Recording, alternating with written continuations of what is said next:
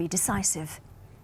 For me, highly important that we take advantage of our situation in the Premiership. We battled everywhere since the start of the season against many specialists' opinion that we have no chance at all, and now we are in this situation. It would be very dramatic if we would not consider the importance of a game. Manchester United manager Alex Ferguson will appeal against his charge of improper conduct for comments made about a referee in his side's 2-1 loss to Chelsea midweek. Meanwhile, Manchester United legend and former player Eric Cantona has said that his side will be in trouble when current manager Ferguson leaves the club.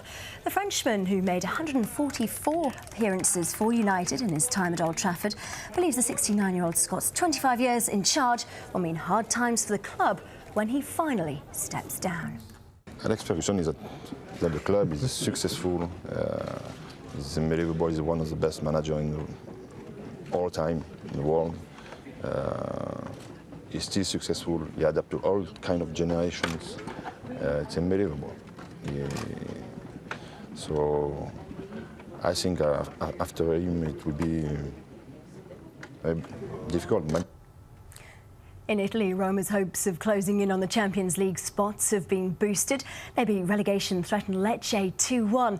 Marco Vucinic gave Roma the lead late in the first half as they look to continue Vincenzo Montella's unbeaten start as manager. Lecce equalised midway through the second half before Pizarro gave Roma the win on 89 minutes. Roma now closing in on fourth spot. Negotiations to stop a possible NFL lockout next season have been extended by another week. Players and club owners are in a dispute over how to split the estimated $9 billion the league earns every year. The parties had already agreed to a 24-hour extension before adding a further 7 days after mediation talks on Friday. The owners want to increase their current 40% share, but the players disagree. If no solution's found, the players will face the threat of a lockout, where the clubs prevent them from playing for next season. It's even prompted US President Barack Obama to urge both parties to resolve the situation. You've got owners, most of whom are worth close to $1 billion. You've got players who are making millions of dollars. My working assumption at a time when people are having to cut back, compromise, and worry about making the mortgage and paying for their kids' college education is that the two parties should be able to work it out without the President of the United States intervening. In rugby union, New Zealand's Canterbury Crusaders have won their first match since the devastating earthquake reduced Christchurch to rubble. The Crusaders normally play at the Jade Stadium in Christchurch. The damage caused by last week's earthquake meant their Super 15 match against the New South Wales Waratahs was played hundreds of kilometres north in the city of Nelson. Wearing the red and white strip of the West Coast Rugby Union, the Kiwi team were also remembering the 29 miners killed last year in a mine explosion. The 33-18 result was the first loss the Australian team has suffered this season. American Lindsey Vonn has retained her World Cup Super Combined title by claiming second place in a thrilling final race. Going into the event, the Olympic downhill champion knew she needed to beat overall leader Maria Reich to lift the title. And as Reich put in a less than impressive run, Vonn posted a time of 2 minutes 13.72 seconds to claim second, enough to defend her title. Vonn trails Reich by 176 points in the overall standings with 8 races left, but she could claim 2 more titles over the weekend. And that's the sport for now.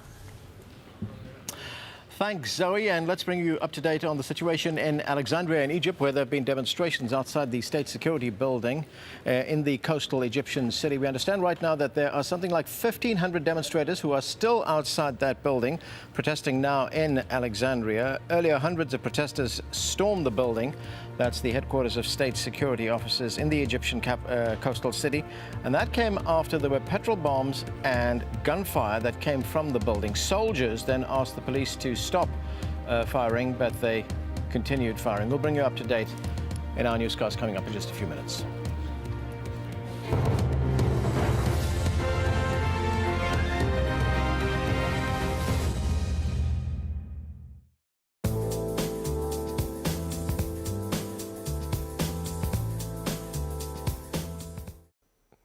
Welcome back. First, starting in Japan as well as into the Korean Peninsula. We're looking at a fairly nice day on Saturday. That's all going to change, though, as we go into the next couple of days. So we got some weather coming in from China. As you can see here, we're looking at partly cloudy to mostly sunny conditions for most of the region on Saturday. But that, like I said, is going to change. Take a look what's happening as we come with that rain shower activity out of the southwest. That's going to be a big problem, bringing some very heavy rain showers, not only for Japan, but of course across most of China as we go from Saturday as well as into Sunday. Notice how that green area starts to really envelop most of China. We are looking at rainy conditions for Shanghai at 10 degrees there. Hong Kong, partly cloudy conditions, about 23 degrees, but down to the south, we're looking at 31 for Manila with some rain showers in their forecast. Now, rain showers are going to be a big problem across the northern part of Australia as well.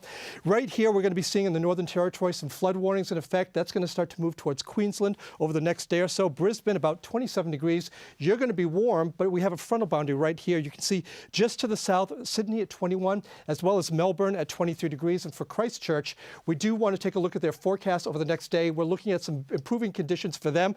We are going to see some rain showers on Sunday. By the time we get to Monday, that should all be out of their forecast for them.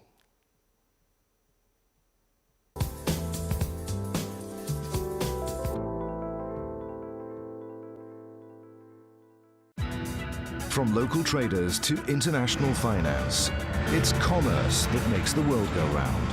For global companies and developing markets, communication is the currency, and information is the most valuable commodity.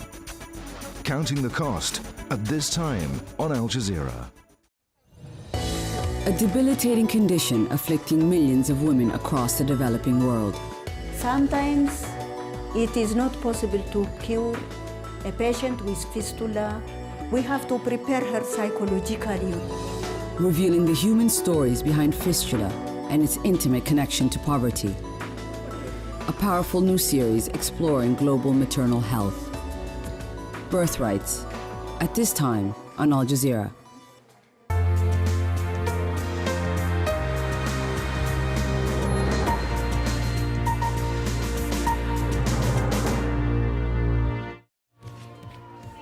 An explosion at an arms dump in Libya's second city of Benghazi has killed 12 people.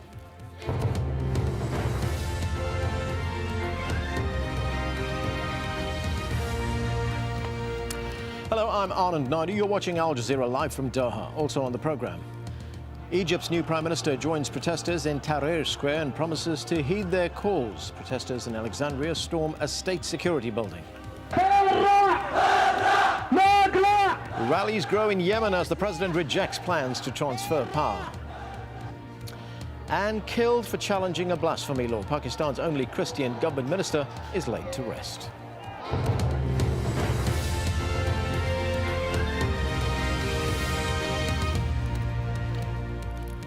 Forces loyal to Libya's leader are striking back at their opponents. They've launched an attack on the closest opposition house city to Tripoli. And in the capital itself, security forces have used tear gas and live ammunition to smother new protests. Camille El Hasni has the latest.